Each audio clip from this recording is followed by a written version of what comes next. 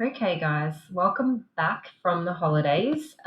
We are just going to do a quick recap of persuasive writing. So, we're looking at what are the different types of persuasion there are in different persuasive texts. So, you've got things like advertisements, editorials, speeches, propaganda, reviews, blogs, and persuasive essays. So, advertisements obviously try to convince you to do something or to buy something. That's the most common type of persuasive text that you probably come across. You've got editorials. These are things that appear in magazines, newspapers, TV, radio, the internet. They try to persuade you to think in a particular way or agree with their point of view on a particular topic or issue. You've got persuasive speeches. These try to convince an audience to take action or do something. Now, persuasive speeches are what we're going to be doing after our persuasive essay. So we'll be doing a persuasive essay first, and then we will turn that into a debate, which is kind of a persuasive speech. And I'll teach you how to do debating as well when we get there. And that'll be towards the end of term. So first off, we'll look at persuasive writing, and then we'll look at turning that into a speech.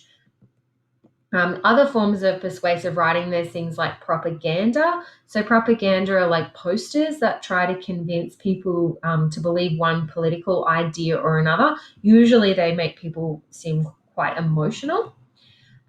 We've also got reviews as well. So if you've ever looked up a movie review, often they'll try to convince you of their opinion, whether they like it, whether it was worth it. You often have like stars. So 5 stars obviously being better.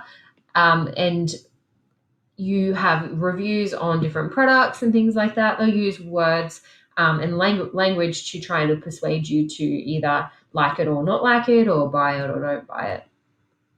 There's also blogs, which can be persuasive as well. Now, persuasive essays. This is the important part. So this is what you will be doing, and we'll be focusing on an environmental issue. So persuasive essays use logic, reason, emotion to try to get your reader to agree with you as the writer. And what we'll be focusing on this term is learning those persuasive techniques so you can add them to your writing and become more convincing. All right. So persuasive essays really are trying to convince the reader of your opinion. So they often have a hook that captures the audience's attention. They'll have a thesis statement. So this is their belief. It'll usually be one sentence in there that says, I strongly believe. We'll try and move away from the I strongly believe sentence type, and we'll try to use some more sophisticated language and vocabulary.